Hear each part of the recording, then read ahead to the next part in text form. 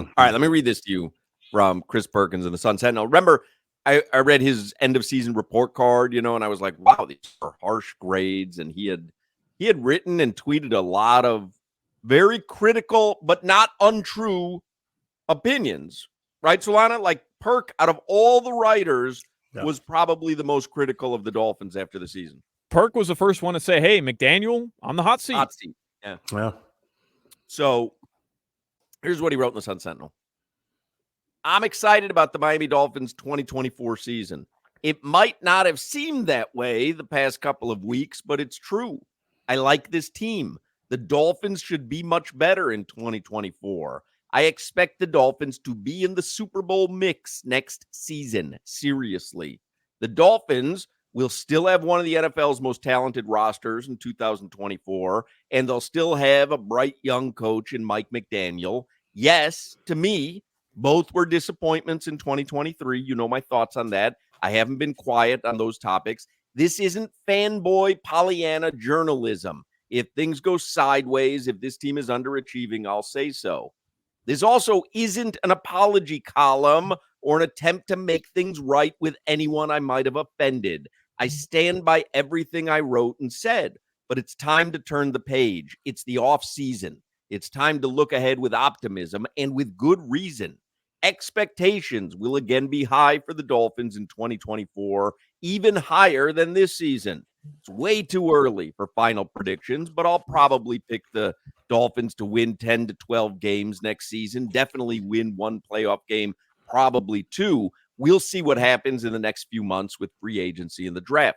Whatever happens, we'll all expect the Dolphins to be in the thick of the Super Bowl mix. That's a minimal expectation, and it should be met. The 2024 Miami Dolphins should be Super Bowl contenders. Look at the Dolphins based on their own merit. The Dolphins have top-notch talent. The issue is figuring out how to best utilize that top-notch talent. Quarterback Tua Tagovailoa, wide receivers Tyreek Hill and Jalen Waddle, running back Raheem Mostert, fullback Alec Ingold, cornerbacks Jalen Ramsey and Xavier Howard, edge rusher Jalen Phillips and Bradley Chubb, safety Javon Holland, perhaps interior defensive lineman Christian Wilkins, a free agent, returns and rejoins fellow interior defensive lineman Zach Sealer. Perhaps free agent center Connor Williams and free agent right guard Robert Hunt return to round out the interior offensive line. Perhaps left tackle Teron Armstead returns, or perhaps he retires. The Dolphins worked hard for years to compile these upper-level players. It's time to get upper-level results. It's year 3 of the McDaniel-Tagovailoa union. I've said that I fully, 100% support the Dolphins' win-now approach under McDaniel. Forget the draft picks and years-long building. Let's get proven, high-quality veterans and try and win a Super Bowl now. I love that approach and mindset.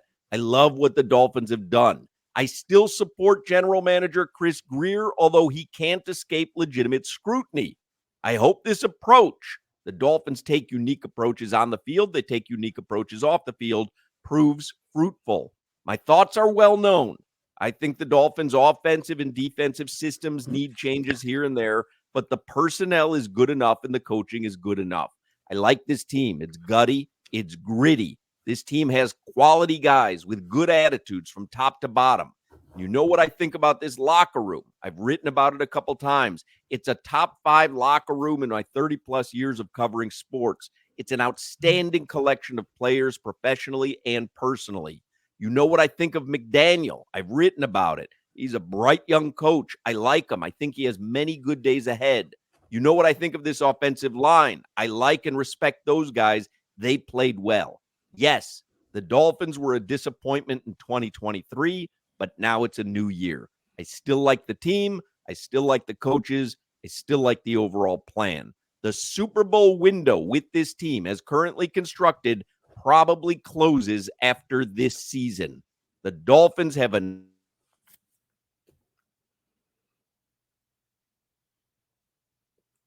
I think we lost Hawk there. That was him? Now I know who it was. I couldn't hear nothing either. Yeah. What? All right, I'll get him reconnected. Yeah, but I think we got the gist of the end of the article. Let me see, because I was taking notes on this, which just from the top I'll start. I don't think McDaniel's on the hot seat. You're seeing these guys they're hiring. Canellis. I'm watching ESPN today, and they're hiring these guys. Solana. I don't know these guys' names. Like, I think we found a young Jim. We know he can call the offense, and I think he'll even get better as we were the number one offense scoring in yards and all per game. So the hot seat thing, if anybody says that about McDaniel, I think they're crazy. He's not on the hot seat. I disagree. I'll let you keep going down the list, but I disagree. I think I feel a lot closer to Perk's point than your point. Especially because I think Tua and McDaniel, as OG told us earlier this week, and a couple other guys have told us, I think they're a duo at this point. Like, when you're ready to move on from one, you're gonna get ready to move on from another. So like, I think this is gonna end up being that year for both of those guys. Like, hey, prove you can have postseason success, or we're gonna have to go search elsewhere for it. I'll see. We'll see. I would say it's not a guarantee. If they move on from Tua after this year, they can franchise, and we've talked about the number, but they have him for $23 million next year. If they don't give him that long contract and Tua returns, I don't think that means McDaniels gets fired, because McDaniels inherited Tua. There's an argument that this dude runs one of the best offenses in the league. Hey, let me bring in my own groceries now. I don't know who these damn quarterbacks are staying in college for 9 years now, but whoever is available, I don't see a guarantee if Tua's not here, McDaniels isn't here. I don't think they're attached, like OG was saying, and I don't think McDaniels is on the hot seat, because we're seeing some of these names that are being hired, and I can't say this dude, oh man, we missed out on Canellis. Oh man, we're missing out on Aaron Glenn. Oh, Ted Johnson. Why couldn't we get him? I don't feel that way as these teams hire other head coaches. The end. But when did I cut out? Because so in my head, whenever I'm going to read a long piece, I'm always like, can I get through this without coughing, coffee grounds? And that was literally one of the best performances I have ever given reading a column. I didn't have one hiccup. I didn't have one slip up. When did you lose me? Because I'm reading, so I can't watch the video monitor. So as I'm ending, I clicked to the video monitor, and it was frozen on Solana with a look like his head's rolling back, like his eyes are rolling back in his head. And I'm like, man, did I bore everyone? Because I thought I was reading it really well. But he looked super bored. But then I realized he wasn't moving at all. So at what point did I chop out? After the first word. It wasn't the column, Hawk. He feels that way about our show. If you ever watch him, I was so dejected for that one brief moment. I'm like, wow, I lost Solana on this. I thought this was like, because I had practiced it this morning. I'm like, oh, this is like a 4-minute read. Like and then I'm like, wow, I lost. I mean, literally, you looked like this. But you were frozen. When did I get anywhere near the end? Yeah, no, it was right at the end. It was basically when you were summing it up, which was next year is put up or shut up time for Mike McDaniel. And I know Dolphins fans, by the way, don't want to hear that, because this year was that. And so I know people don't want to go, oh, next year. But Perk is right. Like, there's this win. The same thing's happening with Jimmy Butler and the Heat. You know what I mean? Mm-hmm. Like, there's a window, and we can, goof all we want all day long about Jimmy, and he's got to take the team on his shoulder.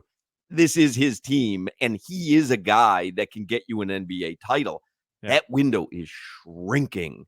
And the same thing's going to happen with the Dolphins way before you realize it. Oh, no. And I had 3 points. We were talking about the hot seat with McDaniel. I don't think McDaniel is on the hot seat just because of what I've watched in this hiring cycle. And also, I'm not on that.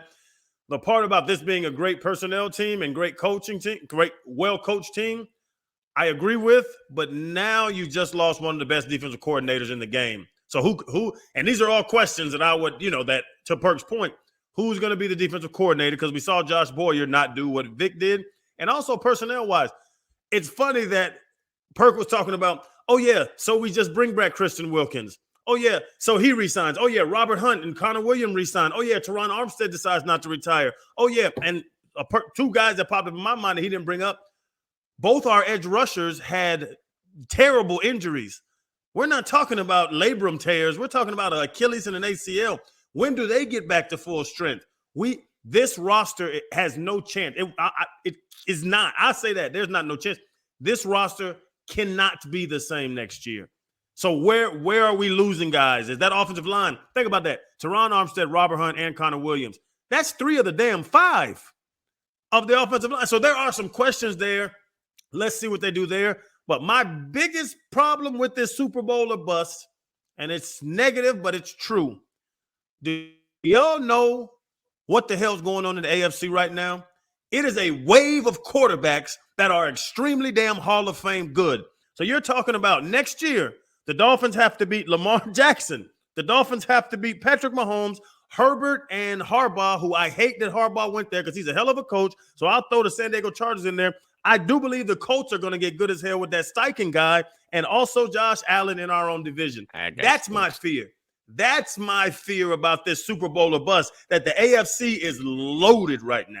Which is why I'm so confused that both of you are so bought into Tua Tagovailoa. Really? I mean, this is going into next year, year 6 of that total rebuild where you had 3 first-round picks. It didn't work. You didn't win a playoff game. I didn't watch Tua this season, though, and go, man, need an upgrade at quarterback. I didn't. I wanted to win a playoff game. I wanted to win the game against Buffalo. I wanted to win the game against Baltimore. I'm not telling you that he's Lamar Jackson. Right. But I didn't watch the Dolphins this season and say, man, they're a quarterback away. I didn't. I saw a quarterback who had his best season of his career and was excellent and got this team to heights that we hadn't seen in a long time in the regular season. And just like Crowder just said, they're not better than any of those 5 players that he just listed. They're not, with the guy leading them right now. And we've had the conversation. I'm not trying to get back to it or rehash it. I don't know who the better upgrade is, and I don't think there is one. I like Tua. There is, like, you're not going to get someone better than Lamar Jackson. For sure. You're not going to get someone better than Patrick Mahomes. But who else did you mention there? Justin Herbert. We had the conversation during the season. Tua or Herbert. We said Tua almost all season long. Yeah. You know what is going to be, to just end this conversation? It has to be a Caleb Williams. It has to be a Penix Jr. It has to be Drake May. You would have to go and find the next Brock Purdy if you want to find him late in the draft, because they don't have a high draft pick. You'd have to go find that next guy. You can't upgrade your quarterback position in Miami with anybody in the league right now. Because if somebody was better than Allen, Jackson, Mahomes, Herbert, they would already be on the team starting. It's why I agree with what Crowder's saying 100%. Like, look at all the roster turnover, all the injuries, and that's supposed to be a team that has Super Bowl or bust aspirations. They're still loaded. They still have huge talent on that team. They do. That team is loaded. Hawk, I'm with you, and we have to win a playoff game. So, Solano, we agree on that. We argue a lot about it. You have to win a playoff game.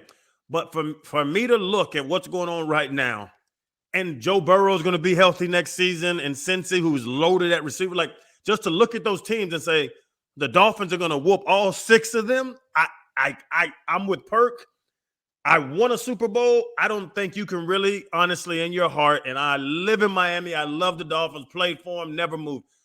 I don't think that's realistic aspirations right now. I do. I do. I really do. Yeah, I think they have to. If they're not in the Super Bowl conversation at the midway point of the season next season, it's a disaster. That doesn't mean that they're going to win the Super Bowl. Yeah. They've got to be in the conversation the middle of the season towards the end of the season. Yeah. But they were this year. I know. And if they're not next year, it'll be a disaster. That's the thing. And Hawk, you brought up the games.